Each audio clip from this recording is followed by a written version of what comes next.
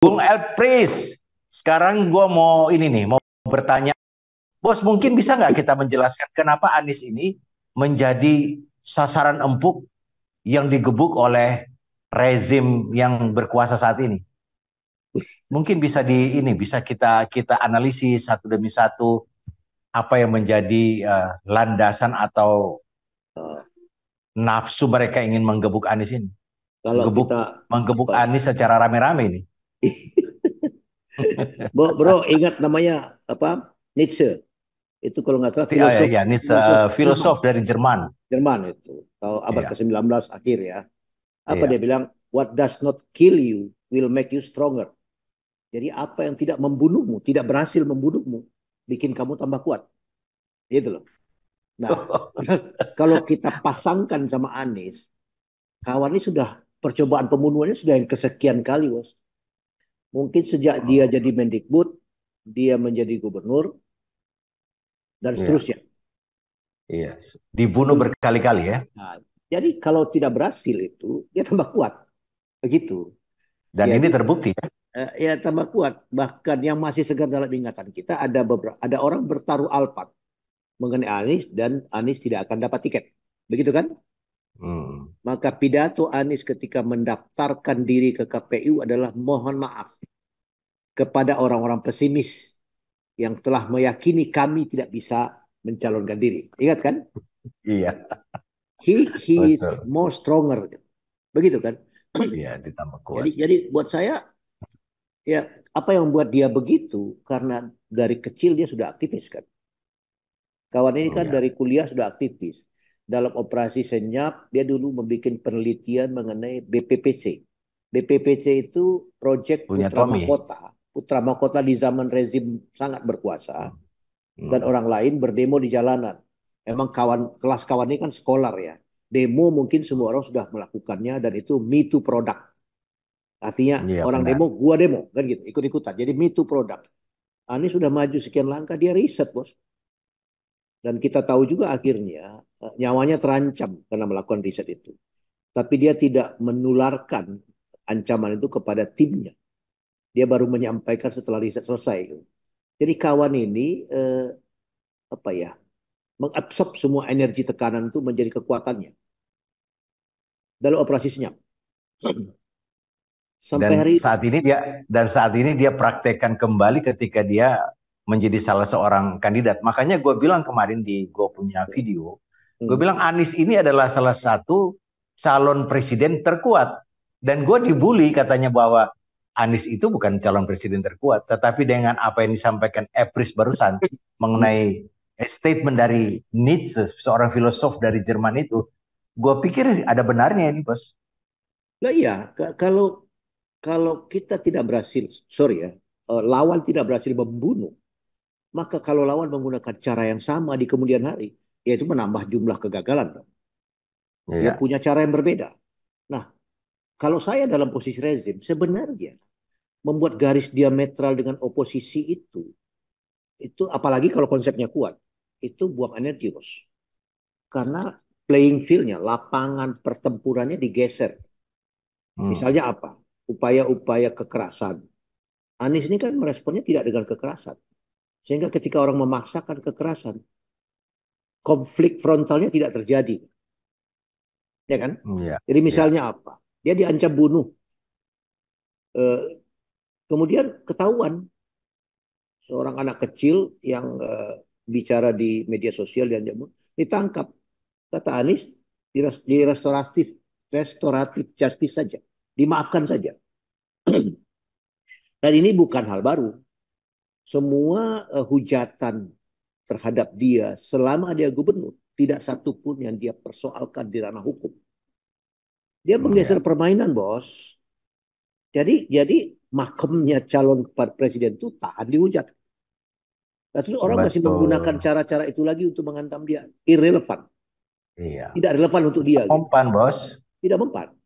Tidak Hmm. mempan. Jadi dia merubah permainan. Dulu saya ingat almarhum Gus Dur mengatakan, kalau orang mencaci maki kamu, lalu kamu tidak menanggapi, kamu tahu kemana caci maki itu perginya. Dia kembali ke mukamu. Begitu loh. Dan Anies melakukan itu kan. Iya. Kasar sekali, jangankan dia. Kita saja membaca itu kita bisa tersulut emosi. Artinya orang awam pun dengan cacian yang Allahu Rabi dan fitnah macam-macam itu terpancing. Hmm. Dia tidak pernah menanggapi, seperti dia sedekahkan dirinya untuk tidak bermain di level itu. Jadi, Padahal dia menggeser ya. nah, Dia menggeser lapangan pertempuran ya, Bos. jadi modus aksi reaksi tidak berlaku untuk dia. Yang kedua, cara Anies menanggapi tekanan itu dengan menambah ketinggian terbang. Jadi ada istilahnya apa? Ada burung pipit atau apa di atas pundak burung gagak, Eagle. Oh eagle. iya benar. Wah. Kemudian dia mematuk-matuk kepalanya. Dia tidak bereaksi, bos. Dia terbang tinggi sehingga si burung yang pipit itu tidak mampu menahan tekanan angin. Dia jatuh sendirinya. Satu demi satu orang yang melakukan cara yang sama jatuh. Jatuhnya macam-macam. Ada yang membelot, ada yang diam, ada yang bertobat, ada yang bergabung. Semuanya jatuh. Jadi it's a matter of time, barangkali semua akan Anies pada waktunya. Itu yang disuarakan teman-teman itu. Jadi, Tapi menarik ya, apa namanya argumentasi, apa namanya landasan berpikir yang Dato sampaikan barusan ini, menurut gua cukup membuka sebuah cakrawala berpikir buat teman-teman yang cukup gelisah melihat Anies yang digebuk oleh berbagai macam, ada 8 penjuru angin menggebuk Anies ini. tapi Makanya dia, maksud saya gini loh ya. Saya hanya dengar sekali Anies mewakili keluh kesah. Bukan dia berkeluh kesah, dia mewakili keluh kesah. Apa yang dia sampaikan? Dia sampaikan di mata Najwa. Ada orang-orang di daerah membuat acara, mengundang saya. Kemudian diperiksa pajaknya. Ya kan? ya ya ada Bukan dia ya. bilang saya takut. Beda loh. Diksinya itu saya merepresent bagaimana praktek yang tidak fair ini berlangsung. Lalu dikonfirmasi, dia bilang itu random check. Random tapi kenanya bagian dia semua. Ingat gak? Itu bisa dicek Iya iya iya di iya. mata Najwa dia sebut itu. Masih ada. Gua nonton juga kok. Jadi poin saya adalah dia ingin mengirim pesan bahwa Republik ini cukup besar untuk ditangani sendiri atau hanya dengan perspektif kita sendiri. Sebelum ini kalau bro ingat, pada waktu Anies ikut konvensi Demokrat, calon presiden, dia ikut konvensi. Saya hadir di situ, yang saya amati apa? Pilihan katanya. Turun tangan. Melunasi janji sendiri Republik. Jadi kalau turun tangan itu bos, ini ada masalah besar. Saya datang, berkontribusi menyelesaikan. Jadi nggak ada cerita saya datang, saya bawa lagi persoalan saya ke situ. Kan gitu kan ya. Itu kan Iya. inline. Sampai sekarang, kita tidak pernah mendengar dia personally mengeluh. Makanya saya bilang sepanjang amatan saya, yang kontemporer yang terakhir-terakhir ini, dia hanya mengeluhkan perlakuan aparat pajak terhadap orang-orang yang menyiapkan acara kedatangan beliau ke daerah-daerah. Diperiksa pajak. Tapi bukan Anies terganggu karena itu. Nggak pernah. Ini mengerikan. Karakter yang begini langka sekali. Iya. Tidak Dan banyak. artinya kalau kita ingin menempatkan dia sebagai Bapak Demokrasi Indonesia tidak ada salahnya, Bos. Sangat beralasan kita kalau Bukan, itu isu yang memberikan. lain. Bapak Oke. perubahan itu segala macam boleh tempel. Tapi maksud saya, ini karakter yang selama ini alfa. Selama ini kan karakter kita itu Tuturi Handayani kalau ada perkara kan anak buahnya dimajukan dia mengumpet di belakang. Ya, kawan-kawan ini, Ampun. Iya ya benar, kan? benar. Iya. Bukan saya atau apa, macam-macam lah. Jadi para penjahat, para koruptor begitu aksiomanya. Iya. Yang pasti begini, Bos. Hmm. Anies ini memberikan sebuah keteladanan baru bagi para pelaku politik.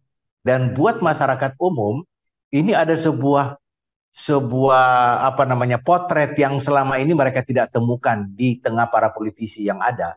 Ya, Sehingga gue bilang yang seperti Dato bilang kemarin, Anies ini sangat otentik dan betul. memang luar biasa kawan kita lah. Eh, itu waktu ini orang menggebuk ini menurut saya harus berganti cara. Dia lupa bahwa di dalam mainstream pengembangan opini atau perang di hati masyarakat. Ini kan persepsi ya. Anggap saja ini tidak ada yang benar 100%. Tapi battle in perception. Perang mengenai cara berpikir orang. Cara orang menyimpulkan. Menurut saya, orang mengebuk Anies dengan dikit-dikit lapor. Ini menjadi irrelevan, Bos. Ya, Menjadi ya. ketinggalan zaman gitu. Jadi kalau kita mau melihat cara Anies bereaksi sekarang itu, bohong kalau dia tidak melawan rezim dalam konteks proses politik ya. Bohong kalau. Nggak mungkin lah itu kan. Tapi siapa yang bisa dirujuk dalam dalam karakter seperti ini? Salah satu yang saya temukan tuh Mahatma Gandhi, Bos. Yang dilakukan Anies namanya ahimsa, active non-violence. Dia aktif, Bos. Benar, benar sekali, Tapi dia benar. tidak bilang Apa? saya melawan pemerintah, saya tidak bilang saya anti pemerintah, saya tidak percaya KPU. Enggak ada kalimat konfrontatif yang ditafsirkan dia out of system atau yang dia bisa diekspel keluar. Anda nggak bisa ikut permainan, Anda mengacaukan wasit. Dia tidak pernah melakukan itu, sehingga orang tidak punya celah untuk membidik itu. Di sebelah sana, semua dia laporkan, Bos. Termasuk panitia pemilihan pun dia laporkan. Bawaslu dia laporkan, Bos. Bagaimana urusannya kau ini ingin bertanding kita nih pengatur pertandingan, kau laporkan terus supaya apa? Supaya kau menang. Ya salah juga itu. Common sense cocok. Jadi maksud saya, Akal sehatnya Alpa. kok nggak punya kecerdasan yang sedikit lebih lah melihat sesuatu. Anies itu ahimsa, Bos. Jadi dia aktif non violent, dia melawan tanpa kekerasan. Nah, yang Ya. orang lupa, yang orang lupa yang Anies lakukan dengan desak Anies, dengan bertemu siapa saja itu mentransfer yang bro sebut tadi, kesadaran politik baru masyarakat yang selama ini dimanipulasi kan. Ya. Jadi kalau nanti ada penyimpangan, posisi kontrolnya bukan di Anies, tapi di public enemy. Public enemy, bro. Dan ini udah susah Nah, susah lagi pemerintah saya saya berhadapan mencoba, dengan itu, ya Bos. kalau udah public enemy, mungkin tidak banyak rezim di dunia ini yang Bisa kuat bertahan. melawan rakyat. Mungkin tidak ada. Satu dua mungkin ada, tapi it's a matter of time. Yang sepele-sepele menurut ukuran puncak gunung es itu adalah Ben Ali ya. Ben Ali ya di Tunisia. Yang Indonesia. kemudian menimbulkan Arab Spring itu tidak ada angin, tidak ada hujan. Cuman Satpol PP menertibkan pedagang kaki lima, pedagang pasar. Seorang anak, mungkin dia pedagang asongan, saya tidak Ya, tahu, saya lupa itu. Dia membakar diri. frustasi, dia bakar diri di pasar. Itu jadi demonstrasi jatuh, Bos. Jadi kalau lihat spot itu saja, gampang rezim itu jatuh kan begitu. Sebenarnya bukan itu kan. Hmm. Akumulasi kekecewaan kan sudah panjang. Ini Ya. hanya batang korek Pemicu. api, batang korek api yang kebetulan apinya menyala kan gitu. Nah, Hmm. kalau kita lihat begitu, apa yang Anies lakukan di sawah, di kamp, di lapangan, di tengah mahasiswa, itu mengirimkan satu standar baru. Begini loh cara kita bernegara. Begini loh cara kita mengaudit pemerintah. Begini loh cara kita menuntut pemerintah. Lalu Dan pemerintah begini cara kita membangun partisipasi politik publik nah, secara real. dan kemudian kenapa pada waktu yang sama pemerintah mempertontonkan yang kontras dengan itu? Berarti kan Anda mengambil posisi di seberang daripada yang sudah Cara-cara diyakin Anies. itu. Jadi kemudian karena panik dilawan lagi dengan semua proses hukum, bikin fitnah. Enggak, saya menurut dia tambah kuat, Bos. Oke. Dia tambah kuat. Bos, satu lagi nih. Ini kan Nah, untuk Mama membuat publik mempercayai apa yang kita sedang bicarakan hari ini. hmm, Itu dengan atau memperkuat apa yang disetir oleh Nietzsche. Itu hmm. kan menurunkan atau men-take down Videotron Ya, Anies ini kan juga salah satu bentuk kepanikan juga itu. ya kalau saya di seberang, saya lawan atau kompetitor lah di kompetitornya Anies. Oh dia bikin Videotron, saya mungkin bikin mobil Videotron keliling, Bos. Kenapa? Dan jangan lupa loh, kalau kita anggap salah satu lawan itu adalah partai Gerindra, pada pemilu sebelumnya Gerindra punya mobil Videotron, keliling-keliling kota. Iya. Saya ingat kok, mobil roda 4, kol ada kiri kanan ada Videotronnya, dia keliling. So, apa susahnya bikin itu sekarang? Kenapa malah itu? Maksudnya begini loh ya. Anda harus demokrasi sejak dari alam pikiran kalau kata si Rocky Gerung itu. Jadi artinya demokrasi di alam pikiran itu Benar. bagaimanapun apa kalahnya saya tidak boleh menafikan hak orang bicara. Itu demokrasi. Tidak boleh menafikan hak orang berekspresi. Bukan karena saya tidak mampu berekspresi, saya stop juga boleh berekspresi. Itu tidak demokratis. Jadi alam pikiranmu itu sudah fasis gitu ya. Nggak mau ada perbedaan, nggak mau ada matahari. Jangan-jangan, Itu jangan-jangan, bos, jangan-jangan kawan kita yang sedang berkuasa ini sejak orok dia sudah fasis, bos. nah itu yang ngomong Profesor Rocky Gerung. Tidak demokrasi. Ya, itu bukan saya yang kita mengamini saja. Saya pikir ada Iya, benarnya gitu. Saya pikir ada benarnya. Tapi maksudnya ketika kita bersiap, bangsa ini bersiap menuju demokrasi, konsekuensi demokrasi itu adalah ya memang kita harus menerima berbagai macam perbedaan. Tapi hukum sacral demokrasi itu yang masih relevan itu adalah dia punya kemampuan mengoreksi dirinya sendiri. Itu demokrasi. Itu sebabnya iya. cycle-nya per 5 tahun. Di Amerika per 4 tahun. Dan ada maksimum kan, misalnya 2 kali periode stop. Jadi, Bos, gua mau ini, oke, oke, ini ini menarik nih. Kebetulan kemarin ada yang nelpon atau yang ngejapri gua, bos. hmm, Ketika Dato tadi menyampaikan bahwa 4 dan 5 tahun itu adalah waktu kita untuk melakukan apa namanya introspeksi terhadap proses demokrasi atau recycled demokrasi.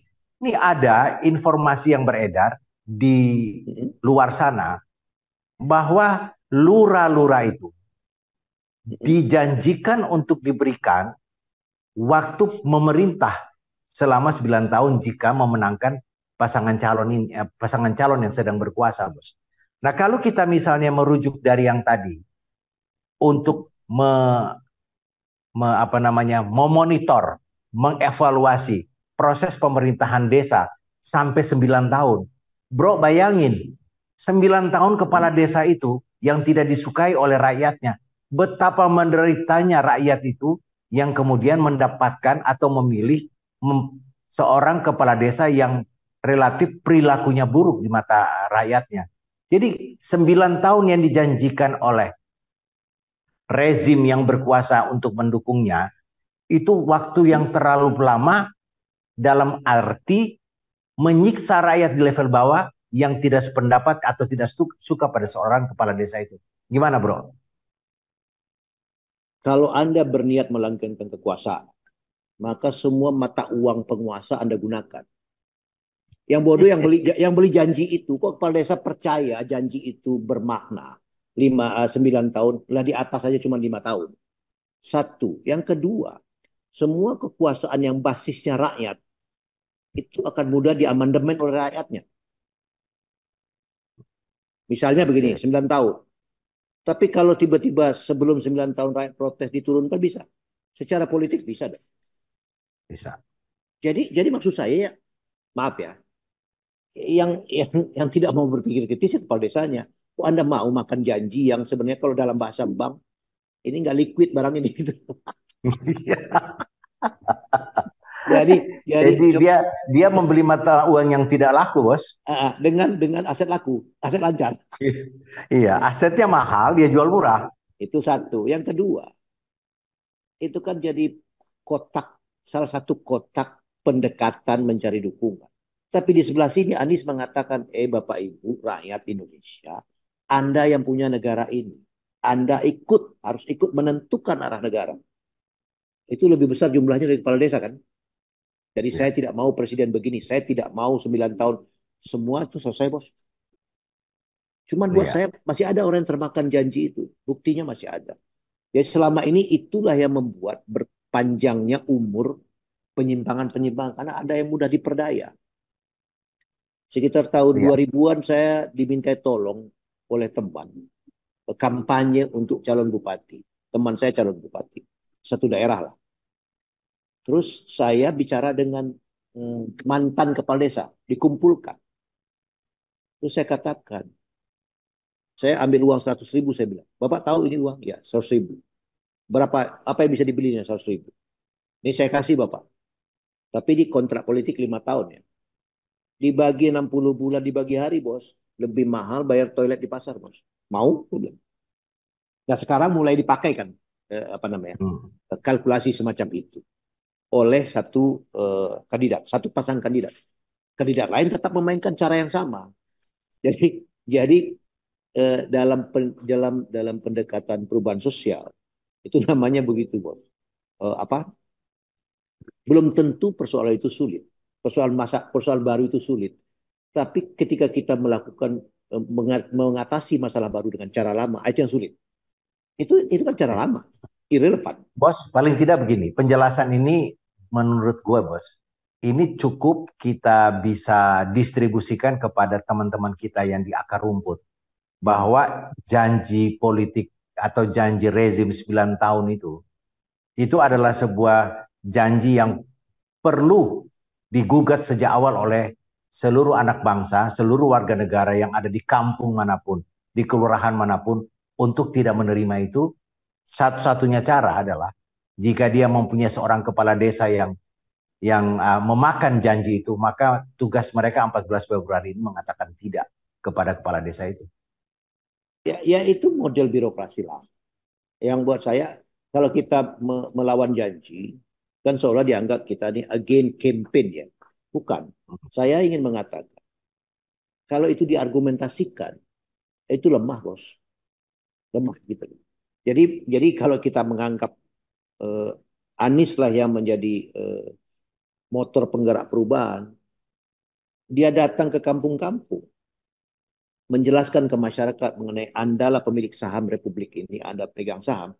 Nah, di dalam fakta itu, di mana posisi kepala desa? Gak ada, bos. Ini pemilik suara ini. Paham gak? Jadi buat saya, silakan pakai pendekatan lama. Tapi kalau kecerdasan publik meningkat, Anda menjadi tidak relevan. Itu problemnya.